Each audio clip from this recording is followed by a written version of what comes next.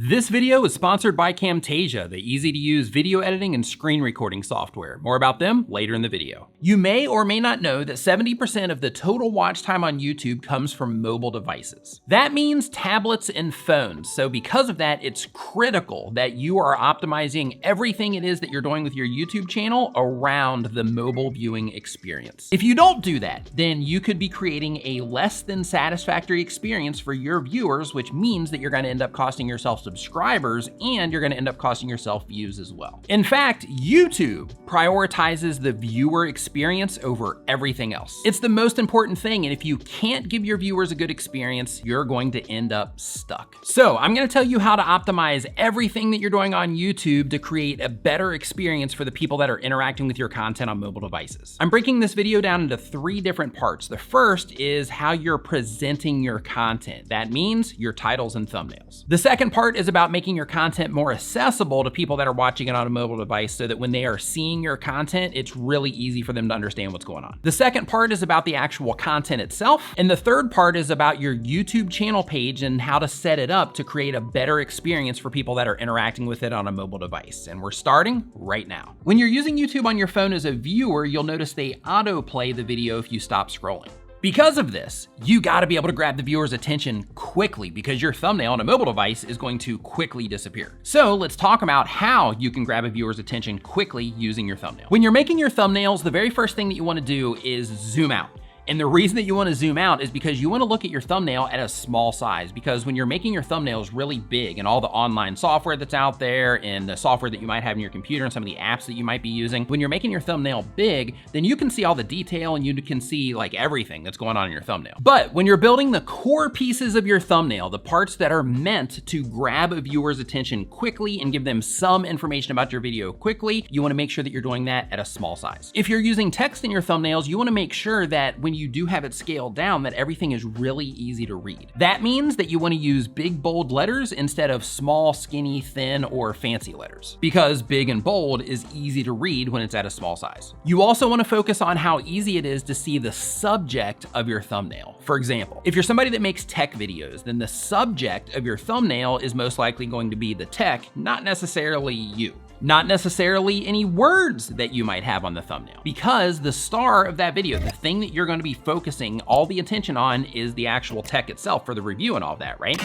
So because of that, you want to make sure that somebody that is interested in that particular tech can clearly see that it's about the tech at a very small size. If you're making food videos, then in that case, the subject of your thumbnail would be the food. So when you zoom out from your thumbnail and you make it a small size, what you want to look for is the subject of the thumbnail, the thing that I'm trying to bring attention to, is that crystal clear, and is my eye not being pulled in a bunch of ways, focusing on a bunch of text that's on the thumbnail or focusing on a bunch of other stuff? Is it clearly focused on the subject of the video? It's also important to remember that in a lot of cases, less is more when it comes to putting your thumbnails together. And what that means is you don't have to add a bunch of stuff to them. You can just make it a simple image or an image with maybe one line of text with an arrow pointing to the thing that you're talking about. But the idea is just to simplify what it is that you're doing with your thumbnails so that you can focus the potential viewer on the thing that would grab their attention and pull them into your video. Now, of course, you can add more details to your thumbnail because it will be displayed a little bit bigger in the home feed and in some places on desktop computers and all that. So you can add that detail, but the idea is to just focus really hard on making sure that the thing that the viewer cares about is crystal clear when it comes to them seeing your thumbnail at a smaller size. The next thing that we need to talk about when it comes to optimizing your content for the mobile viewing experience is titles. In the home feed of the YouTube app, you have about 70 characters to play with before YouTube cuts off the title. The character limit on the subscription feed on a computer is around 50 characters, so because of that, the most important things for your title needs to be within that first 50 characters. If you are only optimizing for mobile, then in that case, you can be a little bit flexible with the 70, but I would still recommend that you try to keep the most important parts within 50 because they do get cut off in different features in YouTube and you want to give yourself that advantage. But when you're putting your videos together, you want to make sure that the thing that is the most most important to the potential viewer that you're trying to reach is as close to the front of the title as possible in the event that your title does get cut off somewhere. Okay, so now let's talk about the actual video content itself. A lot of creators are really messing this up when it comes to mobile viewership. But after you watch this section of this video, you are not gonna be one of those people anymore if you are making this mistake. So for this section, the content part, I'm breaking this down into 3 parts for you. The on-camera content, if you're somebody that speaks to the camera like I do, graphics and screen recording. So if you're somebody that does tutorials or you're somebody that records game footage, then this section is definitely something that you wanna pay attention to.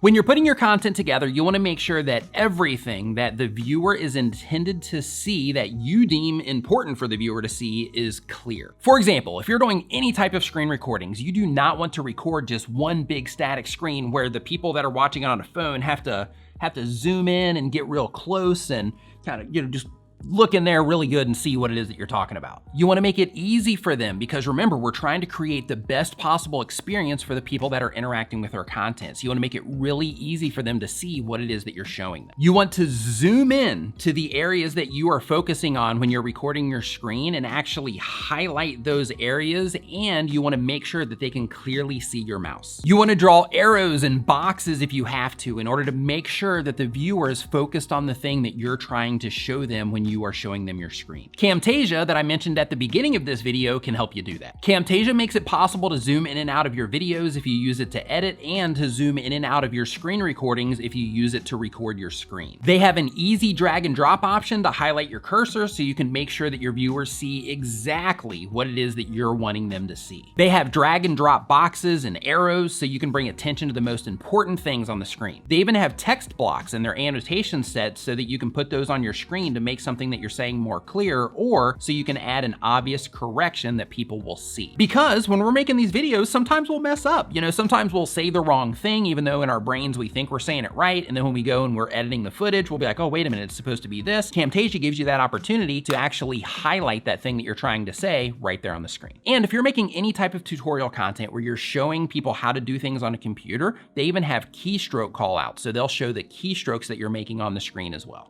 For keyboard shortcuts and that kind of thing. And before we move on, because I can't talk about Camtasia without also adding this stuff as well, they also have built-in audio processing, so they'll help your voice sound better. They even have graphics for YouTubers. Some of them have been made by me that you can use in your videos as well if you're a Camtasia user. Personally, I've been using Camtasia for 7 years. It's great. If you want to try Camtasia for yourself for 30 days, there's a link down in the description, and if you decide to purchase Camtasia after that, you'll save 10% by using that link. Now, let's talk about graphics in your videos. If you're using graphics in your videos, you want to make them big. If you're showing screenshots in your videos, you want to make those big. If you have text pop up in your videos, make it big, bold, and easy to read, just like you do in your thumbnails. Don't worry about being fancy. Focus on being clear and easy to understand. That will get you much better results. If you're making gaming content, you want to make sure that if you have any must-see moments in your gameplay, that you're zooming into those as well if your character, the thing that you're doing or whatever is really small. For your video content, whatever it is that you're focusing on in your video, you want to make sure that that's also big and fills the frame up enough so that when somebody's watching it on a mobile device, it's crystal clear to them what it is that they should be looking at. And look, I know that you can get some really cool shots if you're showing, a bunch of additional space in the video. I know that. However, the thing is that you really want to make sure that you're leaning on clarity and understanding, because it's going to get you a lot further than a cool shot's going to get you. Don't sacrifice clarity for that cool shot that only a very small percentage of your audience is going to be able to enjoy. If you are reviewing something, make sure that you're showing that something that you're reviewing up close. Don't just show your object next to you on screen. Make sure that you zoom in for some of the details so that they can know exactly what it is that you're talking about. Now let's talk about your YouTube channel page and setting that up properly for mobile viewership as well. Now, I know there's a really high chance that you are watching this on your phone right now. If you are not, or if you can navigate to your YouTube channel while you're watching this, that's fine. But what I want you to do is I want you to, when you get the chance, look at your YouTube channel page on your phone. If you do that, everything I'm getting ready to tell you is going to make a ton of sense. First, make sure that your channel art is really easy to read on your phone. If it's not, change it. Second, Put your recent uploads playlist at the very top of your channel page. The reason for this is because if you don't, when somebody goes to your channel page, they're gonna have to scroll a lot to find your most recent content. Now, of course, they can go right to your videos page, but there's a lot of people that will also scroll through your channel page trying to find your most recent content or finding content that is just important to them. And remember, we're trying to make the experience that people have with our content and our channel as good as we possibly can so that they're more likely to find content that they enjoy and they're more likely to subscribe and come back. And from the creator perspective, so it can show YouTube that as people are interacting with your stuff, that they're having a good experience. But as you're looking at your channel page on your phone, another thing that I want you to take note of is how tiny your thumbnails look on your channel page. So because of that, that's just one thing that I want to highlight really quick in terms of the things that we were talking about earlier about making sure that your thumbnails are crystal clear to the people that you're trying to reach. And of course, focused on all the right stuff that matters to the viewer. Also, if you're not already, make sure that you organize your content into playlists and that you put some of those playlists based on the things that viewers typically come to your content for. You put some of those videos on your homepage as sections. You can do this by using the customization settings in your YouTube studio, and by doing this, you are going to make your content that matters to your viewer, you're gonna make it easier for them to find. When you're setting your channel up for that mobile viewer experience, you wanna make sure that you're also making sure to add playlist titles that are actual titles instead of just something that's categorical. While you're doing that, you also wanna make sure that you add descriptions to your playlist as well. And the reason for that is because those show up on computers and they also show up on mobile devices. Those descriptions are just a small detail that will help your viewers have more context as to what your playlist is about. On mobile phones, you do not have a description that displays unless somebody actually clicks into it. So if you're doing any type of affiliate marketing, you're trying to bring attention to your website, or you're trying to bring attention to a sponsor that you're working with, you wanna make sure that those links are within that area that you see on your phone when you tap into your description. That way they're not gonna have to figure anything out. As soon as they pop your description open, they're going to see a link to whatever it is that you mentioned in your video, trying to get them in your description to click on that link. For example, how I mentioned in this video that I have a link to Camtasia down in the video description as well. That'll save you 10% off Camtasia. In addition to that, your About Me page is also displayed a little bit different on a mobile device than it is on a desktop. So because of that, you just wanna take a look at it and make sure that everything is there as you want it to be on a mobile device. But the important part of this is to make sure that if you are linking to something like your website, for example, you wanna make sure that you have that clickable link right there at that bottom of your About Me page so people can click through and go right to your website. To learn more about making videos for YouTube, click into this playlist right here. And if you haven't yet, make sure you subscribe. Thank you so much for watching. I'll see you next time.